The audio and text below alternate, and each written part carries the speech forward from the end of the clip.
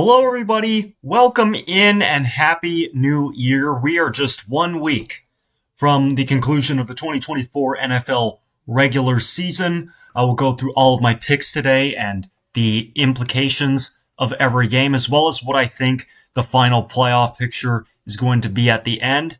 And as always, I begin the video with a recap of my picks from the previous week. 11-5 was my record a week ago. Not bad, but some atrocious misses in there.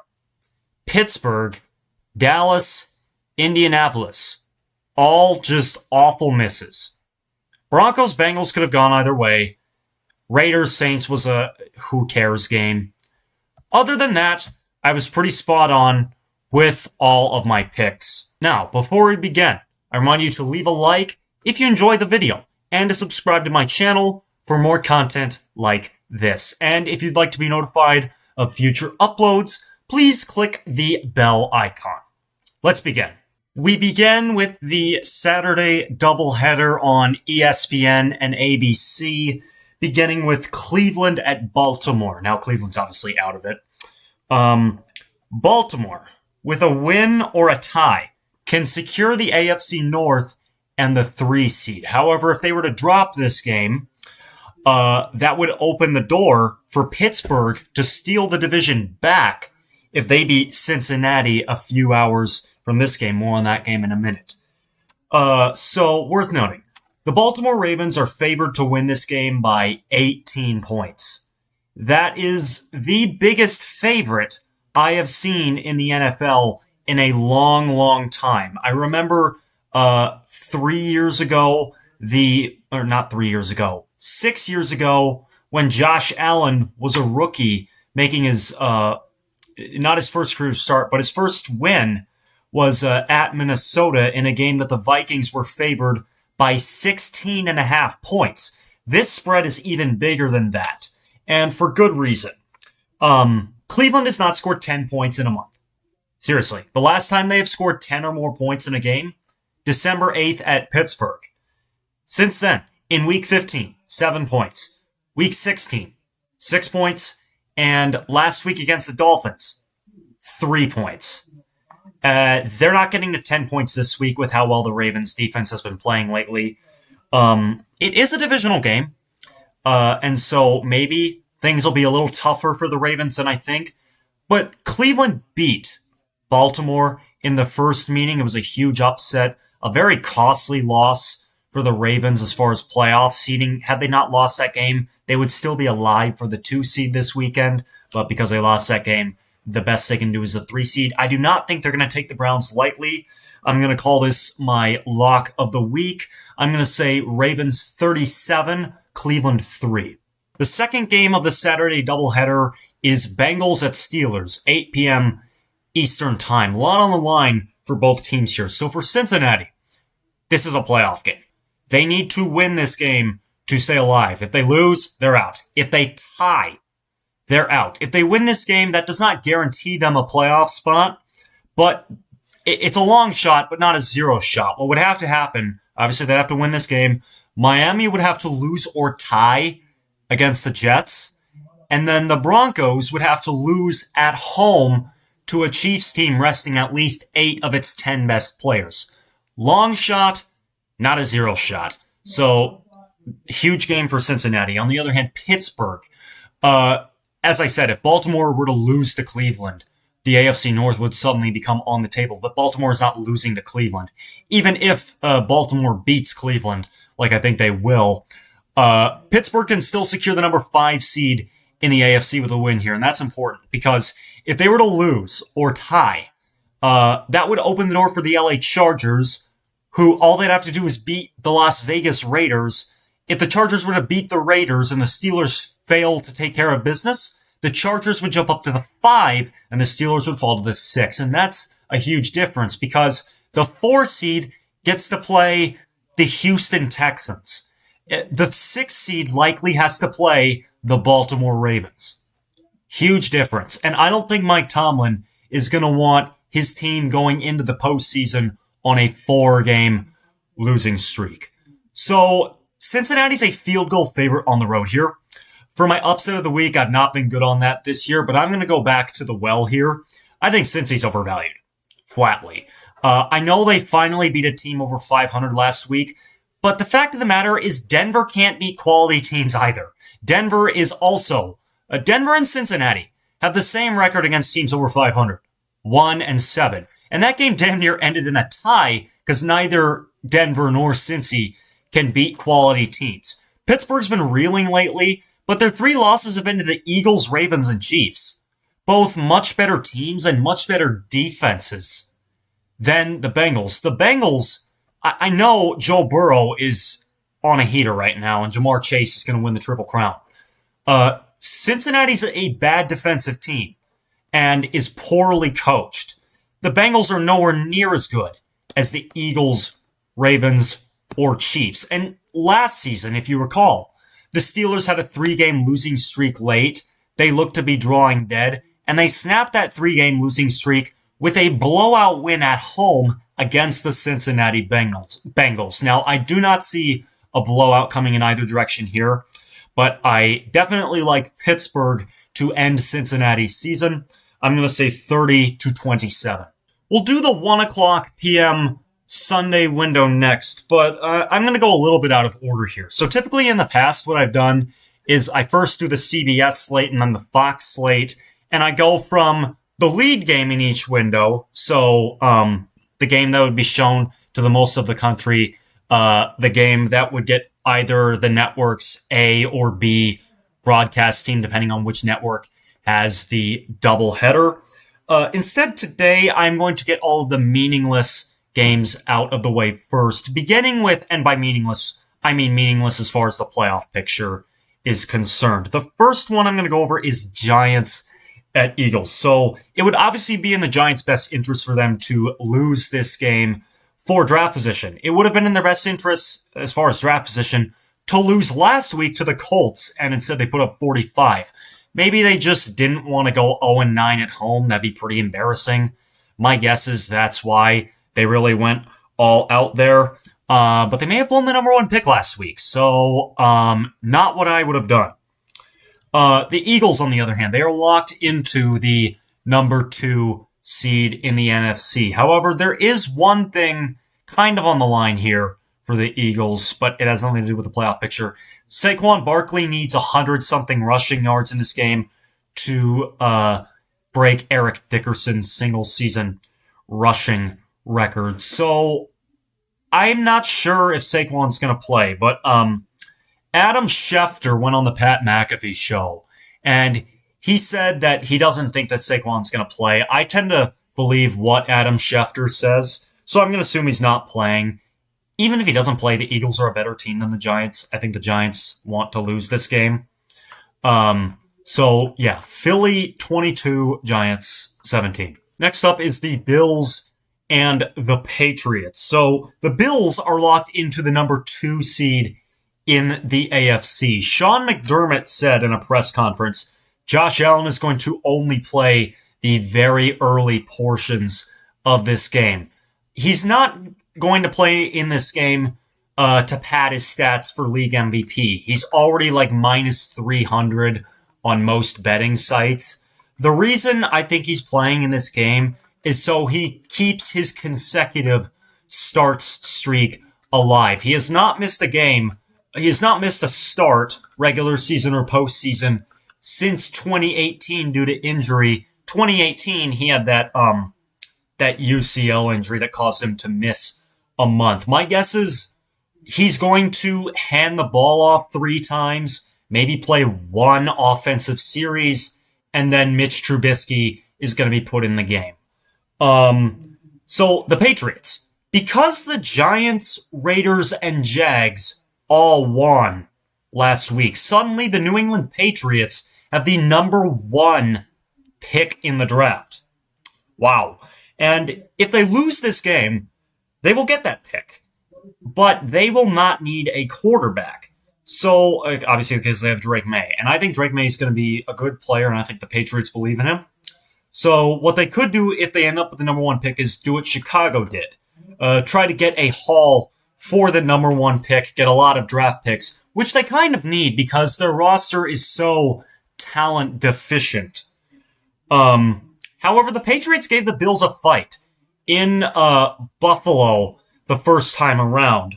And Mitchell Trubisky at this point in his career can't move the ball on anybody.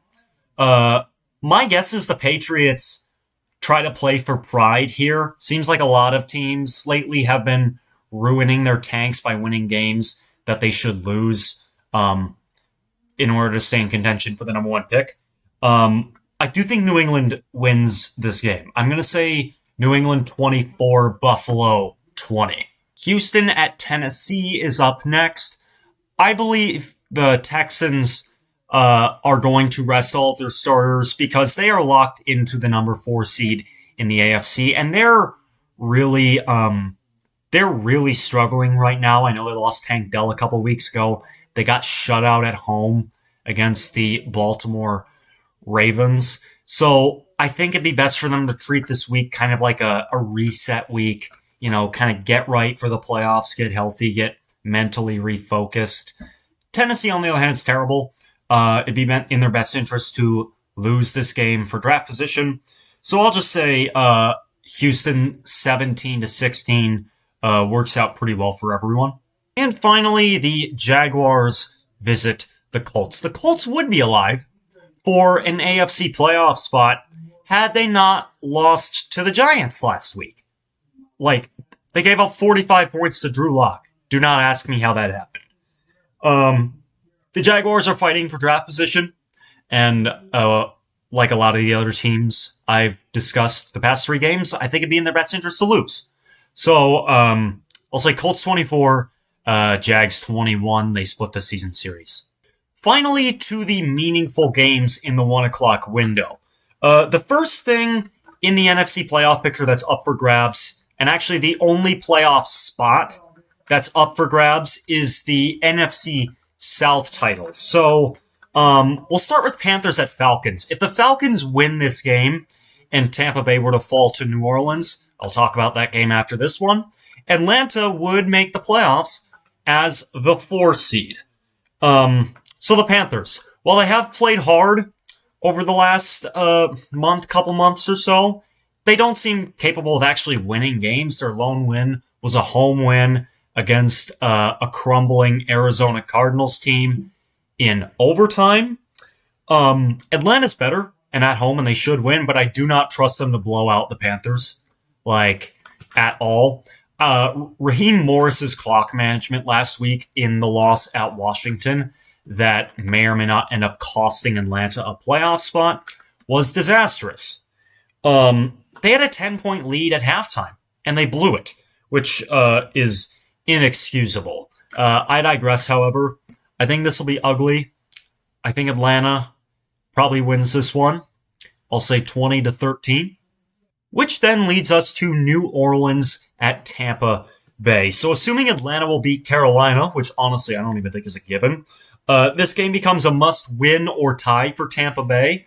As I said, if Atlanta and Tampa Bay end up with the same record, Atlanta will win the division because Atlanta beat Tampa Bay twice. So the Saints, they're a bad team, but they've given Tampa Bay trouble in recent years. They've won 3 of their last 4 games in Tampa Bay. Their one loss was by 1 point. Again, they had a 13-point lead in the third quarter, and Tom Brady just went nuclear on them. Last season, Tampa Bay had a chance to clinch the division in Week 17. All they had to do was beat, I don't want to say it was an awful Saints team, a very mediocre Saints team at home. And the Saints came to town and kind of dominated them. They were up 20-0 and forced Tampa Bay into a must-win situation in Week 18. Now, granted, they took care of that because they got to play a glorified XFL team in Carolina. However, I don't see the Saints giving Tampa Bay any trouble this week because the Saints with Darren Rizzi and Spencer Rattler and without all of their offensive skill position players pretty much are a glorified XFL team. Baker Mayfield is on a heater. I expect him to continue it this week, and I expect Tampa Bay to get it done and lock up the division. Tampa Bay 30, New Orleans 13, Tampa Bay in, and Atlanta out. The next thing on the line this week in the NFC playoff picture is who's going to be the 6 and who's going to be the 7. Now, one spot's going to go to Washington and the other's going to go to Green Bay. So neither team is in any danger of missing the playoffs. However, the 6th seed will go to Los Angeles or to Tampa Bay in round 1. And I'm not saying those are easy opponents at all. I think both of those teams are very good. But those are much easier opponents than Philadelphia. The 7 seed, whoever gets the 7 seed, will have to go to Philadelphia in round 1. And then if they were to beat Philadelphia, they would have to play either Detroit or Minnesota in round 2. So the road as a 7 seed is much more difficult, in my opinion, than the 6 seed. So we'll start with Bears at Packers. If Green Bay loses this game against the Bears, they're guaranteed the 7. If they were to tie and Washington lose, or if they win and Washington loses or ties against Dallas, Green Bay would jump up to the 6, Washington would fall to the 7, and they would get to play either at the Rams or at Tampa, then at Philadelphia, which I think is a very favorable outcome for Green Bay. The pick for this game is very obvious. Chicago's dead. They're dead. They scored 3 points in a home primetime game against the Seahawks last week. They've lost 10 in a row. Their offensive line's a mess. It looks like they've just quit. Flatly. Green Bay 35-7. That then puts the pressure on Washington to win this game at the Cowboys to retain the 6th seed. Now, Dallas has been frisky of late, but it looked like they quit last week in the 41-7 loss at Philadelphia. Worth noting, Dallas gave up 41 points to an Eagles team that started Kenny Pickett for most of the game, and then the Eagles put their 3rd stringer in, and he scored points on the Cowboys defense. Jayden Daniels is the offensive rookie of the year, without question. He is having an awesome season, and I know the Cowboys won the previous meeting in Landover. That was a really weird game with a ton of weird special teams stuff going on in the 4th quarter. I don't think we're going to see that happen again. Washington's a better team. They need the game more. I'm going to go Washington 34, Dallas 27. Washington retains the 6. Green Bay stays at the 7. Now to the 425 window. We have 5 games in this window, and once again, I'll start with the game that's meaningless no matter what. 49ers at the Cardinals. So, Brock Purdy got injured on Monday night against Detroit. I don't know if he's going to play in this game, but regardless of whether or not he plays, I think Arizona wins this game. They won the first meeting in Santa Clara. They're at home. I'll say Arizona 24, San Francisco 18. This next game may or may not be meaningless depending on the results of Saturday's doubleheader, specifically Bengals-Steelers. If the Steelers beat the Bengals, which I think they will, that would render this a meaningless game for the LA Chargers because they would be locked into the number 6 seed in the AFC. However, if Pittsburgh were to lose or tie against Cincinnati, that would open the door for the Chargers to jump up to the 5 by winning this game against one of the worst teams in the NFL and the Raiders. Like I said, I think Pittsburgh's going to beat Cincinnati, but you never know. I think even if the Chargers rest players, they should probably beat the Raiders. So I'll go Chargers 21, Raiders 13. So this next one is Seahawks at Rams. So if Tampa Bay does not beat New Orleans, if they lose or they tie, that would render this a meaningless game for the Rams because they would be locked into the number 3 seed. However, if Tampa Bay beats New Orleans, which they will, the Rams would be in a situation where if they lose to the Seahawks, they would fall to the 4 seed. And what that would likely mean, if you're the 3 seed, you're either playing the Commanders or the Packers. If you're the 4 seed, you're playing the Lions or the Vikings, which I think the Rams could beat both the Lions and the Vikings, by the way. They played the Lions very tough, and they actually beat the Vikings. But I think the Rams would much rather face the Commanders than either of those teams. So I think this is going to be a game that the Rams need to win or tie. Seattle's eliminated from the playoffs, even though they can finish the season with the same record as the Rams. The Rams will have the tiebreaker due to strength of victory, I believe. So they have nothing to play for. The Rams have had Seattle's number under Sean McVay, whether it was when Pete Carroll was the coach in Seattle or this year with Mike McDonald. I think the Rams are going to have Seattle's number again. I think they win this game 23-17. So the last thing up in the air for the AFC playoff picture this weekend is the 7 seed. Now, there are 3 teams currently alive for that 7 seed. Denver, Cincinnati, and Miami. Now, if Cincinnati loses to Pittsburgh, they're out. I think Cincinnati is going to lose to Pittsburgh, but it's not impossible that they beat Pittsburgh and are alive. So, Miami, Jets are eliminated. Set them aside. If Miami wins this game and Denver loses to Kansas City, more on that game in a minute, then Miami would get in to the playoffs as the 7 seed. If Denver were to lose to Kansas City and Miami were to lose to the Jets or tie the Jets and Cincinnati beat Pittsburgh, Cincinnati would get in as the 7 seed. And of those 3 teams, Cincinnati would probably be the most dangerous in the AFC playoffs. So the status of Dolphins quarterback Tua Tagovailoa is not clear for this game. He did not play in the game last week against the Browns. They won that game 20-3 with Tyler Huntley as the starting quarterback. It's worth noting, Tua Tagovailoa in his career as a starting quarterback is undefeated against the Jets. So, if he starts in this game, I think the Dolphins should definitely win. Even if he doesn't, I think that the Dolphins' defense is good enough for them to win this game. I don't know how many people watched the Jets last week. I think that game was shown to most of the country. But the Jets quit last week in their loss at the Bills. That game was 40-0 in the fourth quarter. The Jets had 16 accepted penalties. And ESPN's QBR scale from 0 to 100 rated Aaron Rodgers 1.2 last week. Zach Wilson wasn't that bad. Jamarcus Russell, I don't even think he had a game quite that bad. Yeah, so even if Tyler Huntley plays, I think that the Dolphins win this game.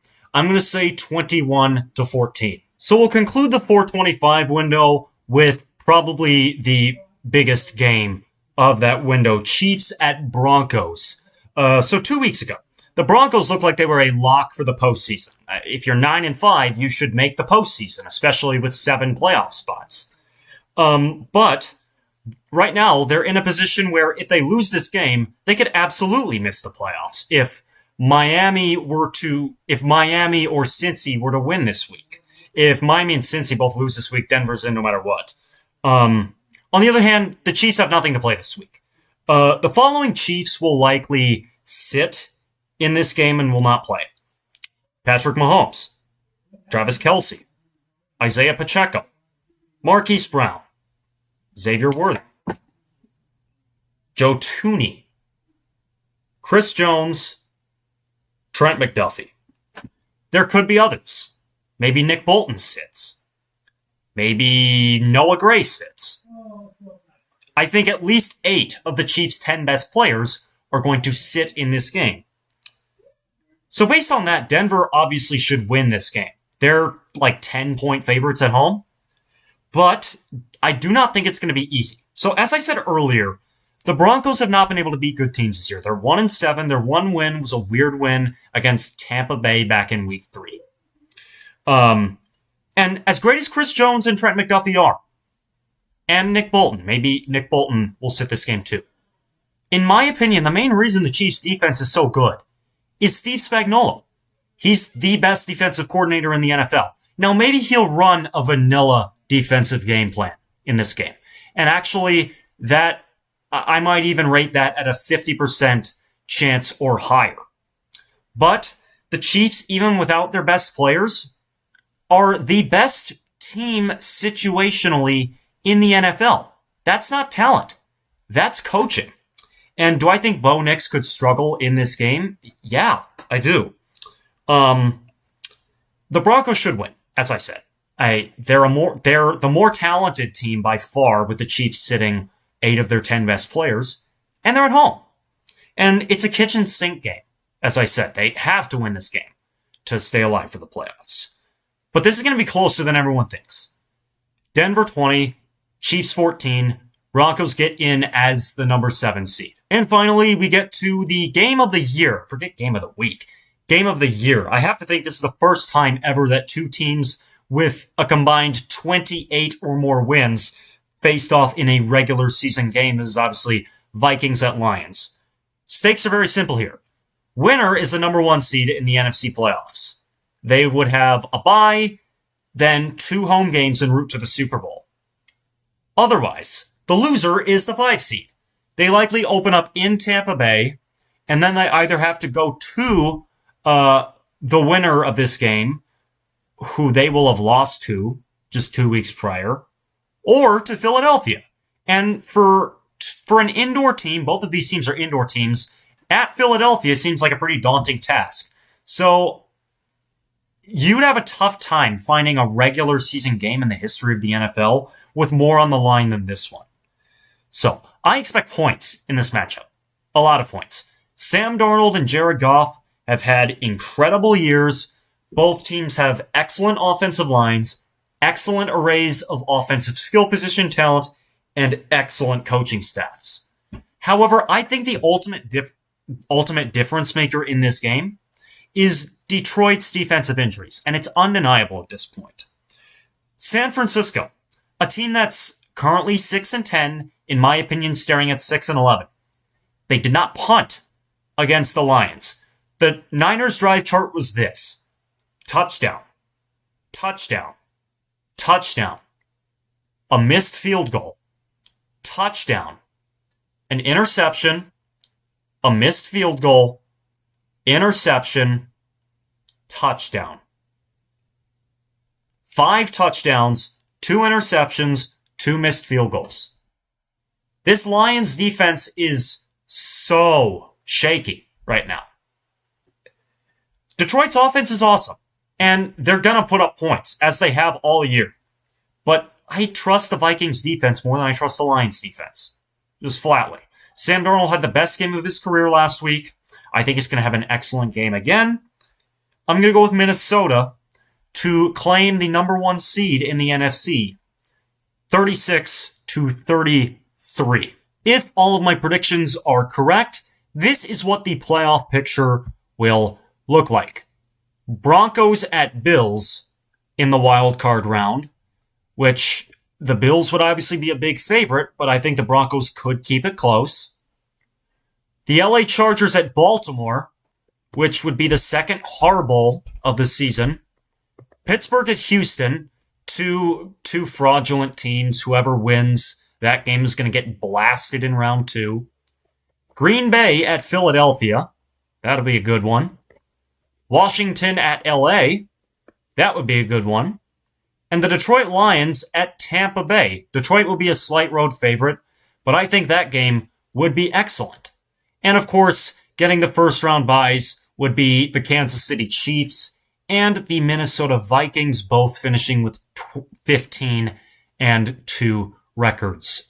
And with that, that will be all for today. Once again, please leave a like if you enjoyed the video and subscribe to my channel for more content like this. And if you want to be notified of future content, please click the bell icon. You can choose whatever notification system you like. Thank you again for tuning in, and I will see you all again next week.